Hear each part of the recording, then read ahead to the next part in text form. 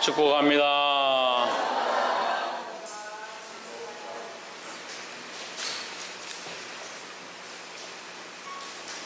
오늘따라 좀 그렇네요. 영적으로 왜 이리 답답한지, 예배를 드리러 오신 건지 구경을 하러 오신 건지 불만이 가득해서 오신 분들도 있고, 몸이 피곤해 오신 분들도 있고, 오기 싫은데 억지로 끌려온 분도 있고, 이래가지고 무슨 은혜를 받겠습니까? 따라합시다. 정신을 차립시다. 우리 말씀의 제목을 읽어보겠습니다. 시작. 천국과 용서다. 이 마태복음 말씀을 좀 묵상하다 보면요, 좀 애매한 부분들이 나옵니다. 그리고 이 누가복음에도 똑같이 애매하게 기록되어 있습니다.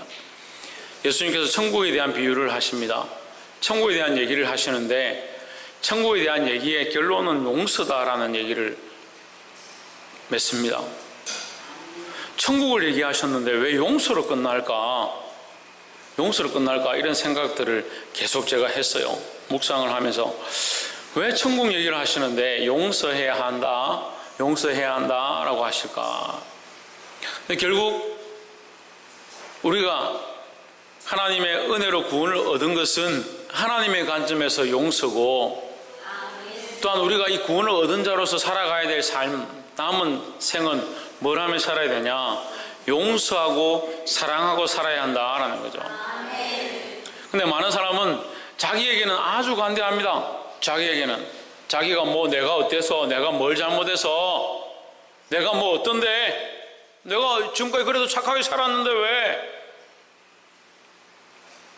자기는 굉장히 관대해요. 근데 남에게는 전혀 관대하지 않습니다. 자기 자신이 속으로 생각하고 있는, 자기가 속으로 남을 욕하고 비방하고 저주하고 엄란한 생각들하고 욕심을 내고 하고 있는 그런 생각을 남들이 조금이라도 비춘다면 우리는 쉽게 저 인간이 왜 저렇노? 왜 사람이 왜 저렇게 생각할 수 있노? 그래서 서로를 모르는 게, 서로의 마음을 모르는 게 참 다행인 것 같아요. 참 다행인 것 같아요. 때로는요, 사람이 미우면 저 인간 확 죽었으면 좋겠다, 저 인간 딱 없어졌으면 좋겠다. 만약에 상대방이 그 마음을 안다면 어떨 것 같아요? 상대방이 그 마음을 안다면 어떨 것 같아요?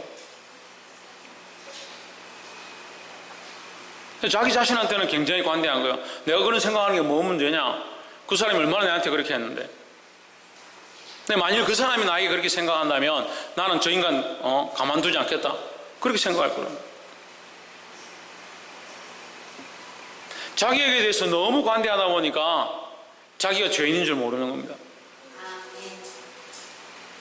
자기에게 너무 사랑하고 자기를 너무 귀하게 여기는, 시대가 악해지면 악해질수록요, 말세가 되면 될수록요, 자기를 사랑하기 바쁩니다. 자기 사랑이 너무 충만해요. 자기를 위한 것에는 최선을 다하는 거예요.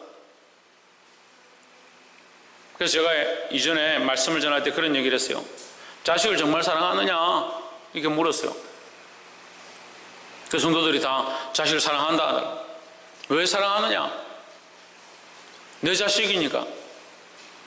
거기 앞에 뭐가 들어가요? 내가 들어가는 거예요. 자기 자식이 아니면 사랑하지 못하는데 그게 무슨 참 사랑이냐?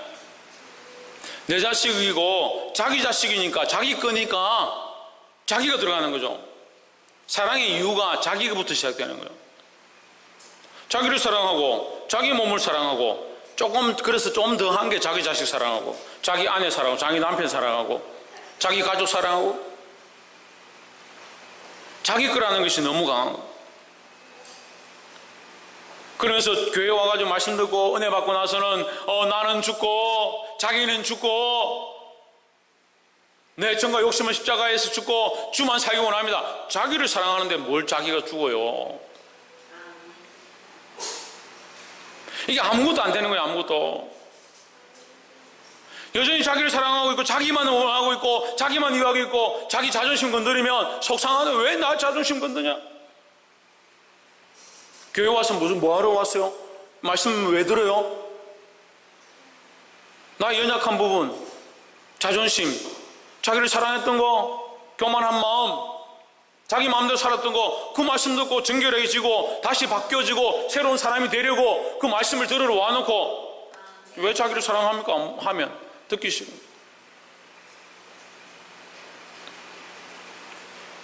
다 천국 가기 원해요. 다 하나님 나라의 구원의 소망은 있어요. 있다라고 말해요. 근데 뭔가 잘못 알고 있어요. 자기를 비우지도 않습니다. 죽지도 않습니다. 자기를 여전히 사랑합니다. 예수 믿는다 하는데 옛날에 살던 거나 지금 살던 거나 똑같습니다. 예수 믿고 구원 얻었다 하는데 여전히 자기만 사랑합니다.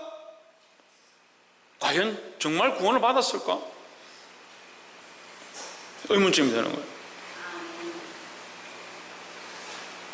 오늘 이 말씀을 듣고 깨닫게 되기를 주의 이름으로 축복합니다.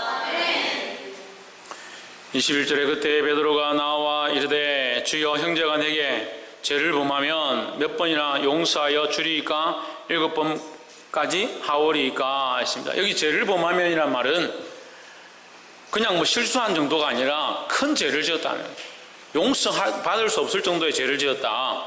그랬을 때 이 베드로가 큰 마음을 먹고 그래 내한테 용서받을 수 없는 짓을 해도 내가 형제를 7번 정도는 용서하면 되겠지. 주님 내가 7번 정도 용서할까요? 이거 묻는 거죠. 그럼 예수님께서 그래 베드로야 너 참 나하고 오래 같이 다니더만 너 많이 컸다. 어떻게 7번이나 용서할 생각을 했느냐. 너 역시 너는 나의 수제자다. 이럴 줄 알았어. 이럴 줄 알았는데 예수께서 이르시되 너에게 이르노니 22절에 7번뿐 아니라 7번을 70번까지도 할지니라. 와 7번도 큰 마음 먹고 지금 진짜 내가 큰 마음 먹고 7번 얘기했는데 7번 곱하기 70번 하라는, 그렇게 헤아릴 수도 없겠죠. 사실 한 번 용서하기도 힘든데 한 번 용서하기도. 제가 어제 강서로 초빙을 받아가지고 그 시각장애인 울산 시각장애인 협회에 가가지고 또 말씀을 전했는데 거기에 가면 권사님 2분이 계세요. 참 봉사 잘하고 잘 섬기는 권사님 2분 계신데 어렸을 때부터 신앙생활했고 모태신앙이고 얼마나 믿음이 좋고, 근데 그분들이 이번 봄에 제 말씀을 듣고 저를 통해서 말씀을 듣고 서로 회개하고 서로 화해를 했어요. 무슨 말이냐면 같이 이제 말씀을 나누는데 나중에 알게 됐지만 둘이 원수인 거예요. 원수. 권사님인데 교회에서 권사님이면 그래도 항존직이잖아요. 평생 주를 위해 살겠다는 사람들이잖아요. 그 권사들이, 그것도 여기 와서 봉사하는 사람들이, 눈 안 보이는 사람들, 잘 안 보이는 사람들 와서 봉사해주고 돕는 그 권사님들이 둘이가 원수가 돼요. 결국 말씀을 듣고 자기들이 회개하고 화해를 했다. 참 감사한 일이죠. 감사한 일인데 왜 예수 믿는 사람이 그러고 있냐고요.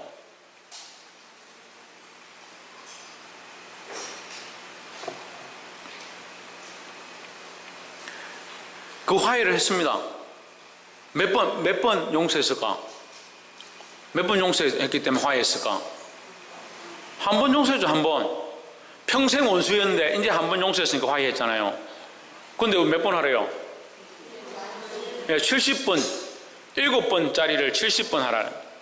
용서 못할 문제가 없는 거예요. 용서 못할 사람이 없는 거예요.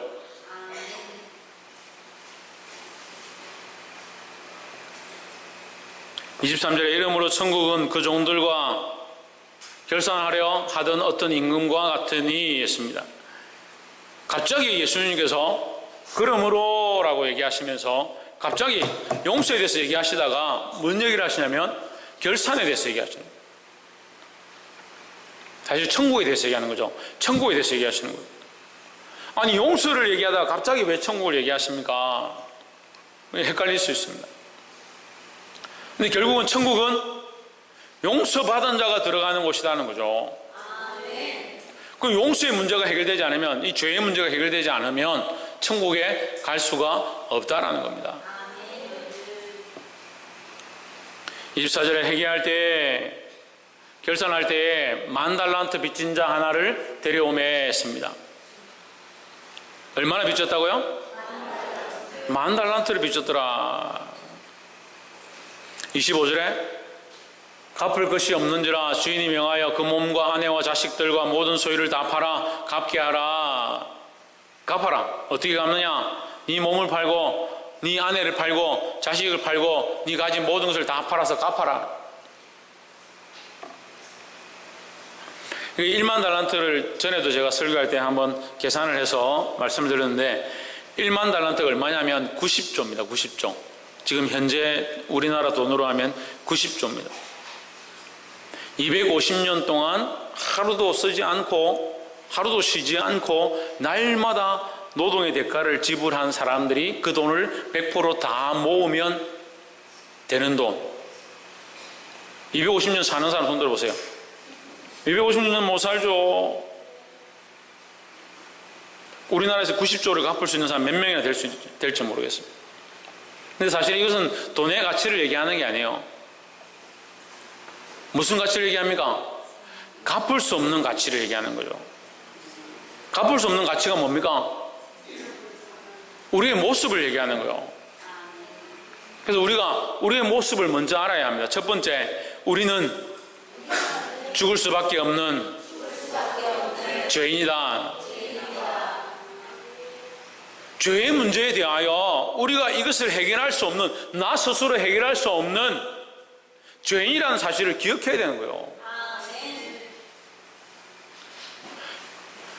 자기가 죄가 없다. 지금 평생 살면서 죄 지은 적이 한 번도 없다. 착한 사람들이 많아가지고 자 평생 살면서 죄 지은 적이 한 번도 없다. 손 들어보세요. 예? 이성환 씨, 죄 지은 적이 있는가 보네. 신청할 성도님, 죄 지은 적이 있습니까? 제가 보기엔 두 분은 그래도 좀 착해 보이시는데, 지민이 죄 지은 적이 한 번도 없다. 죄 지은 적 있나? 영경이 죄 지은 적 있나? 조혜준, 효재, 우리 중에 죄 안 지은 사람이 없단 말이야. 다 그럼 죄를 지었어요? 죄를 얼마나 많이 지었든 작게 지었든이 문제가 아니라 우리는 죄를 지었고 나면 그 죄를 해결할 방법이 우리 자신에게는 없다라는 거죠. 어떤 사람은 그렇게 생각하는 거예요. 내가 죄를 지었으니까 요만큼 착한 일을 하면 이 죄가 없어지겠지. 그렇게 생각하는 거예요. 죄를 지은 사람이 죄인인데, 죄인이 아무리 착한 일을 해도 죄의 때가 묻어 있는데 죄 자체를 어떻게 해결하냐.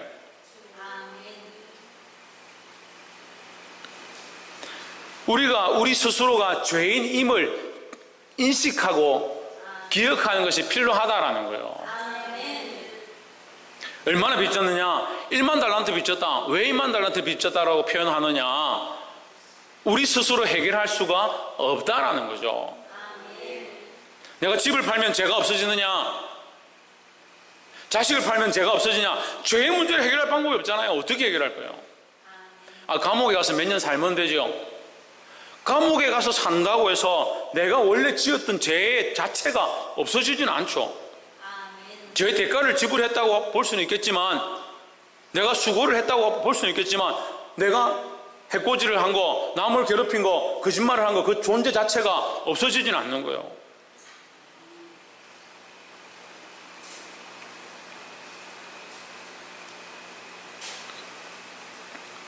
옆에 사람 보십시오. 우리는 모두 죄인입니다. 죄가 없다고 생각하는 사람은 별로 없는데, 자기가 죄인이라 생각하는 사람도 별로 없는 것 같아요. 자기는 죄가 없지는 않다. 그런데 나는 죄인이다 생각하는 사람 별로 없는 거예요. 예? 죄는 그래도 좀 지은 것 같다. 그런데 그렇다고 나를 뭐 죄인까지 몰아가냐. 에베소서 2장 말씀에 우리는 죄와 허물로 이미 죽었던 존재다. 이미 죽었던 존재다.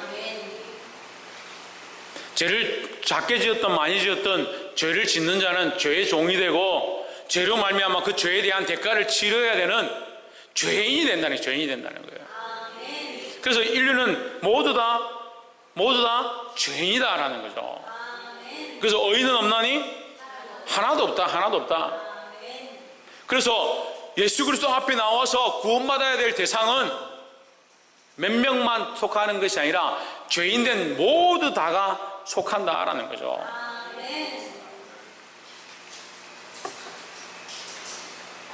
그래서 우리는 첫 번째 우리는 죄인이다. 두 번째는 뭐냐? 두 번째 우리가 나눠야 될 말씀은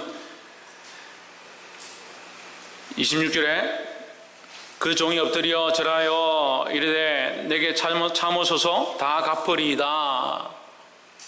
뭐 하겠다? 다 갚으리이다. 아까 우리 방금 계산했지만 갚는다는 게 말이 안 되죠. 갚을 수 없다는 거죠. 하지만 이 종이 갚겠다라고 말을 했다. 27절에 그 종의 주인이 불쌍히 여겨 놓아 보내며 그 빛을 탕감하여 주었더니 했습니다.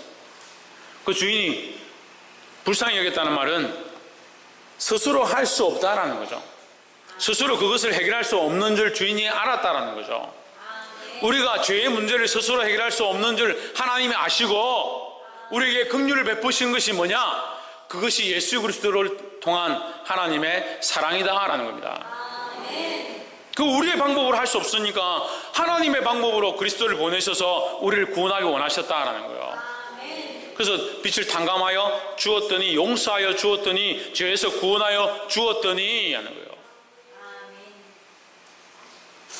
그래서 두 번째 우리가 기억해야 될 것은 우리는 빛을 탕감받은 자이다라는 겁니다. 얼마나 탕감받았습니까?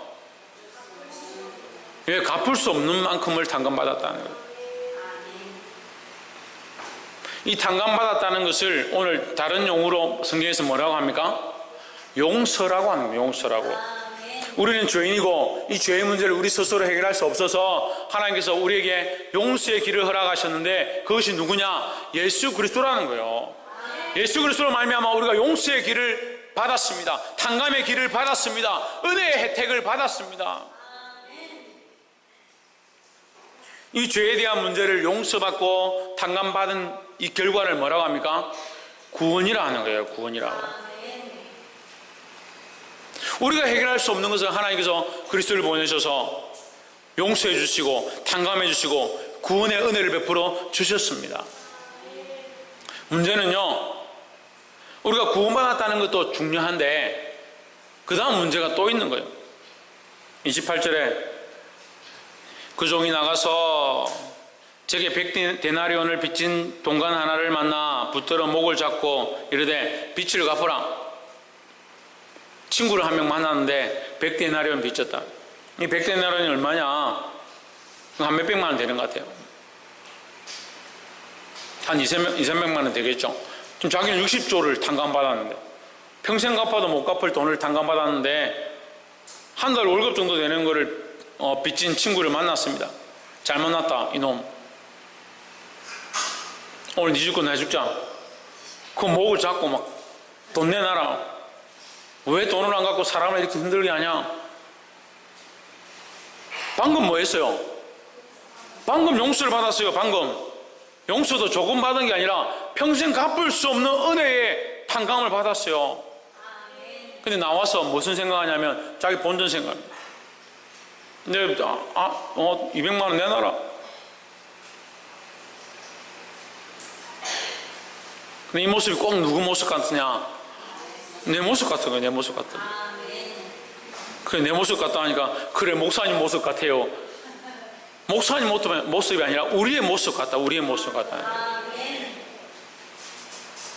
29절에 그 동관이 엎드려 간구하여 이르되 나를 참아주셔서 갚으리이다. 누구 모습입니까?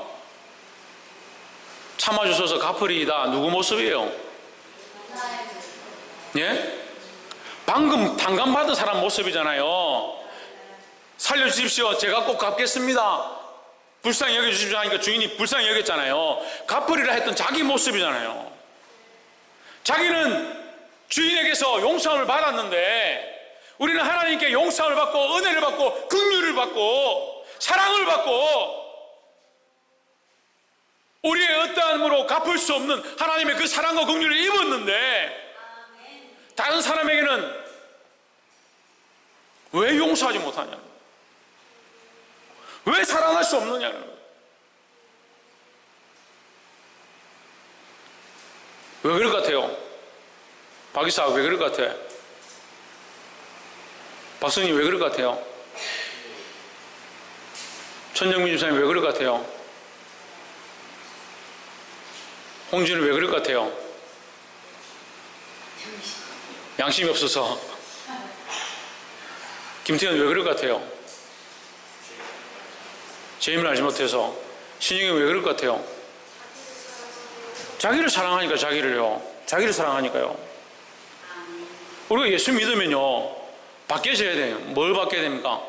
주를 사랑하고요, 하나님의 그 사랑을 알고요, 그 사랑을 알기 시작하면 자기를 사랑하던 게 바뀌어서 다른 사람을, 다른 영혼을, 어린 자들을, 연약한 자들을 사랑할 수밖에 없게 되는 거예요. 근데 왜 우리 안에 사랑이 없습니까? 자기를 여전히 사랑하니까요.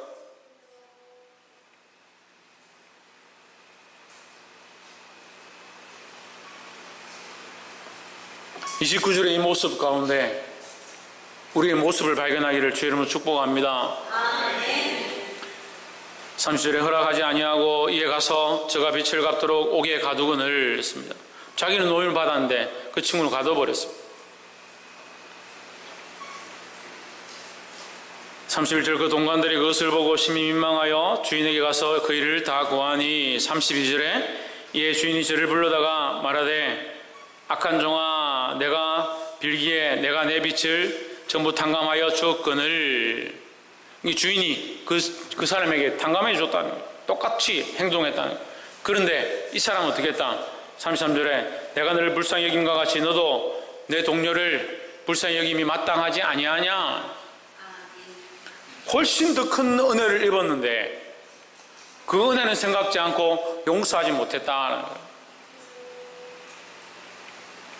34절에 주인이 노하여 그 빛을 다 갚도록 저를 옥졸에게 붙이니라. 35절 너희가 각각 마음으로부터 시작 너희가 각각 마음으로부터 형제를 용서하지 아니하면 나의 하늘 아버지께서도 너희에게 이와 같이 하시리라. 그래서 이 말씀이 결론입니다. 세 번째, 우리 뭘 해야 되냐? 용서하고 사랑해야 한다는 거죠. 하나님의 사랑을 모르니까 용서할 수 없어요. 하나님의 사랑을 모르니까 사랑할 수 없습니다. 어렸을 때부터요 부모의 사랑을 이렇게 많이 받고 태어난 아이들, 자라온 아이들, 부모가 늘 따뜻하게 이렇게 대해주고 사랑하고 격려하고 위로하고, 그럼 그 아이도 커서 다른 아이들을 잘 섬겨요. 다른 아이들 잘 사랑하는 걸 볼 수 있습니다. 우리가 하나님의 사랑을 잊어버린 거예요. 하나님의 사랑을 잊어버리면요 다른 영을 사랑할 수가 없어요. 그건 사랑한다 하더라도 그건 사랑하는 게 아니에요. 참 사랑이 아니에요. 무엇으로 사랑하냐? 내 의지로 사랑하는 게 아니에요. 하나님의 이 사랑에 감격하고 하나님의 이 은혜에 감격한 이 감격함이 넘쳐나야 되는 거예요. 내가 탕감받을 수 없는 죄와 허물로 죽었던 내가 하나님의 그 사랑으로 용서를 받았고 구원을 얻었고, 이것이 말로 다 할 수 없는 하나님의 긍휼과 사랑인 줄 내가 기억한다면 그 사랑으로 사랑할 수밖에 없는 거예요. 왜 영혼을 사랑하지 않습니까? 왜 다른 생명들을 위해 기도하지 않습니까? 왜 연약한 자들을 위하여 섬기지 않습니까? 교회를 세우고 교회를 건축하고 지금까지도 동일하게 하나님 말씀으로 여러분 가운데 말하고 있습니다. 영혼을 사랑해야 한다고, 연약한 자를 섬겨야 한다고, 다른 영혼들 왜 기도해야 한다고? 그런데도 우리는 순간순간 자기 배를 불리고 자기 이익을 추구하는데 바쁘지 않은가? 하다못해 잠시라도 엎드려서 다른 아이들을 위해서, 방황하고 교회를 떠나 있는 아이들을 위해서, 또 가정 가운데 불우한 상황들을 처한 아이들을 위해서 여러분 기도해야 되지 않겠습니까? 지난주도 필리핀 갔다 와서 제가 선교 보고를 했습니다. 뭘 보고합니까? 뭔 얘기를 하고 있는 겁니까? 그 땅에도 불쌍한 영혼들이 많이 있다.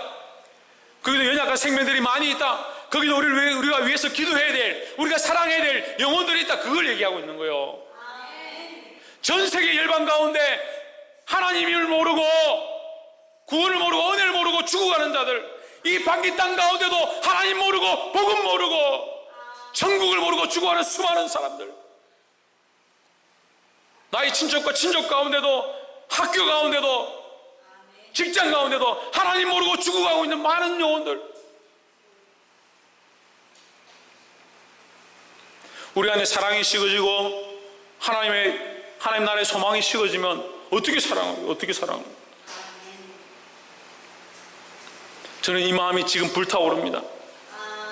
여러분 마음에도 영혼들을 위한, 생명들을 위한, 죽어간 자들을 위한 이 마음이 불타올라서 사랑하고자 하고 섬기고자 하고 돌아보고자 하는 이 아버지의 마음이 넘치기를, 회복되기를 주 예수 그리스도 이름으로 축복합니다. 기도하겠습니다.